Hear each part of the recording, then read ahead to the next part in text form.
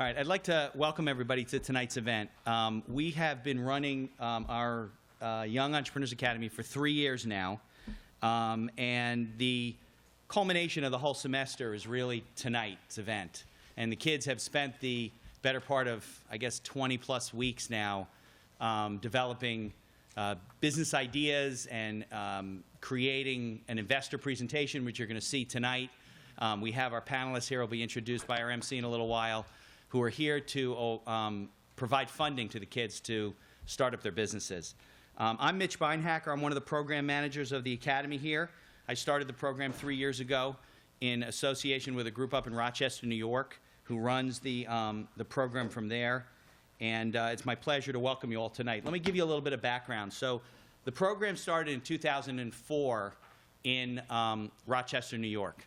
It quickly expanded to 55, almost 60 communities. When I met the people in Rochester, we were the 60th chapter that opened. We were the first one in New Jersey. Right now we're one of two. Newark, New Jersey launched this year. And we started out with not really knowing what we were doing. We went and got a local grant. All the materials are provided by the Rochester people. And we started out by recruiting kids and starting with finding our volunteers and everything like that. So we finally held our first classes in 2013, and we're actually already recruiting for next year. If anybody knows of anybody interested, there are applications out on the table out front. You could always email the chamber if you want to get in the program next year. The program's limited to 24 students. We generally take kids from the county, from Union County. You'll hear as I go through this, we have kids from many towns in the county this year. We have one who travels as far as Belmead, New Jersey. Every week his parents drive him up here to be in the program. So we do take kids out of the county on a waiting list basis. All right. Couple of things. Everybody should have a program that they got out front. If you don't have one, you can get one after the event to keep for yourself. There's also a product information sheet. That information sheet lists all the businesses that you'll hear from tonight. And if you want to get any information about their product, you don't get a chance to talk to one of the kids, because most of them do have business cards, you can fill that sheet out, give it to me or one of the other staff members, or even fax it to the chamber during the week. So we try and make it easy for the kids to get in touch with you. Also, if everyone could either turn their cell phones off or put them to airplane mode, because even vibrating phones tend to be picked up, and it's distracting for the kids. They've worked hard for tonight. Okay. I think I already mentioned there's also student applications out front, and we also are always looking for volunteers. We're looking for financial sponsors. So there's also a form out front on the table if you're interested in getting involved, either being a mentor, which I'm going to talk about in a moment, or being a financial sponsor or a guest speaker, so on and so forth. Okay. So I was mentioning before that our program runs for about 30 weeks. We accept middle school and high school students from throughout the county who are all interested in running and starting their own business. So the kids that are going to take the stage tonight are, I mentioned, from throughout Union County, and they started in November. Early November. We started about November 1st this year. So they come here. We actually meet at the Academy for Information Technology right across the courtyard. They come here every Monday for 3 hours, which is a pretty long course, and it's a pretty rigorous commitment for them. This year, we have kids from, I mentioned as far away as Belmead. We also have kids from Berkeley Heights, Clark, Linden, Maplewood, Mountainside, North Brunswick, Rahway, Roselle, Scotch Plains, Union, and Westfield. And they obviously all share the desire to be entrepreneurs. So throughout the course, the kids are instructed. You'll meet the instructors in a minute. Each week, they as well get there's guest speakers that come in, and we go on some field trips. So running this program is a labor of love and takes up a lot of my time, which my wife reminds me every week. And but it doesn't happen just on my own. So Mario Cesario, I don't know where Mario is. He's probably outside doing something. Oh, he's back there. Mario is my co-program manager. He's one of our mentors our first year, and he was nice enough to co-manage this with me. You'll be hearing from him at the end of the program when the monies are awarded. I also want to thank Paul Hahn, who's down here, who teaches our first and second segment. It's It's a very big commitment to be prepared and to come every week to teach the kids for 3 hours and to send them out emails to remind them everything that they forget because they have a lot of things going on in their life. And he's very committed to the kids, and the kids appreciate it very much. Also, I don't know, is Beth Jarecki in the... there's Beth. So Beth is our third segment instructor. She starts Monday, now that we're done with the investor panel. So Beth, I thank you for your commitment as well. Michelle Dickinson, is Michelle in the room? Over there. She's going to be giving out our samples to the investor panel. Michelle runs our mentor training program, which I'll mention in a minute, but we bring in business mentors to help the kids, and she's the one in charge. She actually built our whole training program, and she trains them to help the kids. And also, Susan's not here tonight, is she? Susan Pastusin is also our volunteer coordinator. She helps with the volunteers and working with Michelle, and she's been working with me for several years. I'd also like to give a special thanks to Colleen Gelinella. Is Colleen here? There's Colleen in the back. So Colleen is the principal of the Academy for Information Technology, which is AIT, where we meet. I met Colleen at one of our recruiting events last year, and she begged me and begged me, begged me, said, you got to come. We want to host you guys. We were originally at one of the high schools, and they just have phenomenal facilities. As you can see here, the kids have a whole media library to deal with and to have for their classes every year. So Colleen, I can't thank you enough for everything you've done, and we look forward to being back here next year as well. So we also have, obviously running this program is not a free event. So in addition to the tuition that the kids pay to be a part of the program, we have several sponsors. So I want to thank all of our sponsors for helping us. We get certain grants from some of the foundations and as well as some of the other organizations in town and outside of town. Okay. The kids, this is a hands-on course. The kids do a lot of things by learning by doing, if you will. And when they get to the point where the business plan is being developed and they're writing their business plan, we have business mentors that come to the class for as many as 7 or 8 weeks. Some of them stayed on and are here tonight, that are assigned to the particular businesses and sit with the kids and help them develop these plans and research their ideas and figure out what their cost of goods are and deal with the problems that they run into. Because if any of you are business owners, I'm sure you could say that you run into problems on a daily basis. So the kids learn that running a business and developing a business is not free of problems. I'd just like to thank all of them. I don't know if they're all here, but if they are, I thank you very much. Tammy Crispino, Jake Duran, Jared Friedman, Maria Fuentes, Brendan Gorman, Mark Shore, Harold Starr, Logan True, and Patricia Warschultz. I appreciate the dedication, and I know that the kids appreciate it as well if you give them a round of applause.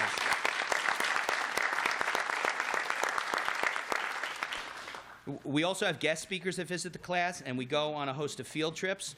I'd like to thank Harriet Schulman, who talked to the kids about taxes and accounting, Stephanie Branna from the Branna Agency, who talked to them about insurance and risk management, and a friend of mine, Christina Shaw, who's not here tonight, came down from upstate New York, near the New Paltz area, I think, and talked to them about niche marketing. They're actually starting a chapter up there because of their involvement with us down here.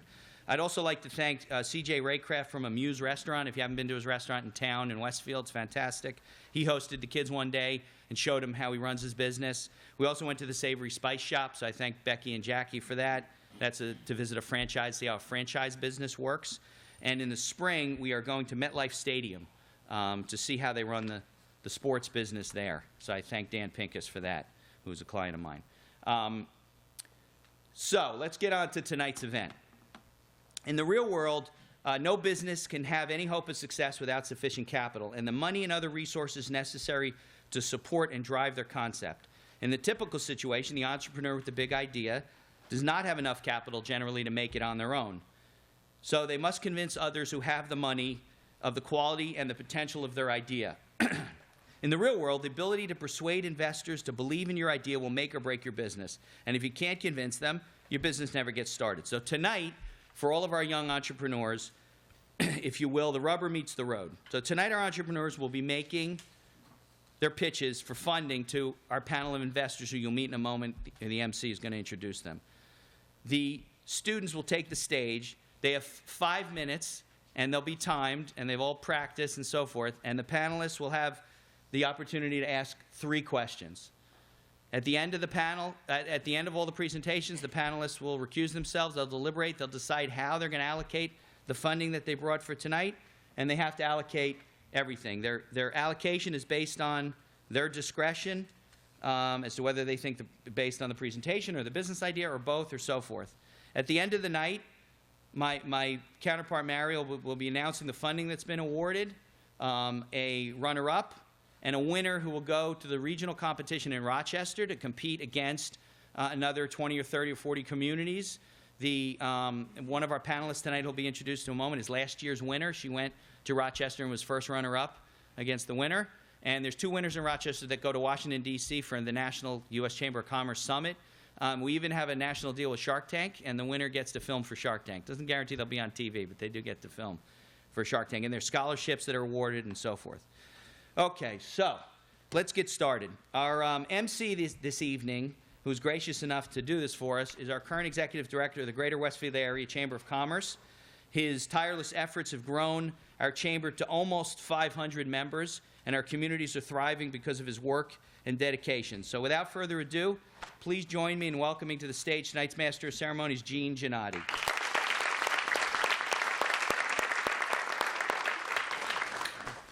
Well, thank you very much, Mitch. I much appreciate that. As the Executive Director, I'm very proud to be offering this service as part of the Chamber of Commerce. It's our 3rd year. I did teach the 2nd segment for the last 2 years, and it's a big commitment, and I know the students are ready. So let's get started with the introductions of the investor panel. So we have, the first is Raymond Ambrosino, is an investor advisor with nearly 25 years in the industry, a certified financial planner, as well as 4 principal owners of the Garden State Securities. Ray has over 2 decades of experience in managing and running various businesses and also sits on the board of several entities. By way of his own personal management experience, along with past consulting work he has done, he brings invaluable contributions to tonight's panel. Thank you for being here, Ray. Next is Christopher Devine. He is a financial advisor at Wells Fargo Advisors in Westfield. He works with families and small business owners on their own retirement planning, and he helps them manage their financial affairs. He currently serves as the chairman of the Greater Westfield Area Chamber of Commerce. Thank you, Chris. Our next advisor tonight, investor, is Georgiana Casingras. Now, she is currently a freshman attending UC Tech on this campus and is last year's winner of our YEA Investor Panel. She then went to the regional contest in Rochester, as we mentioned, and she finished as the first runner-up with her business, Waikiki, which manufactures and sells shirts with attach-on tails for children who want to play and participate in imaginary play. And her business is still thriving. Welcome.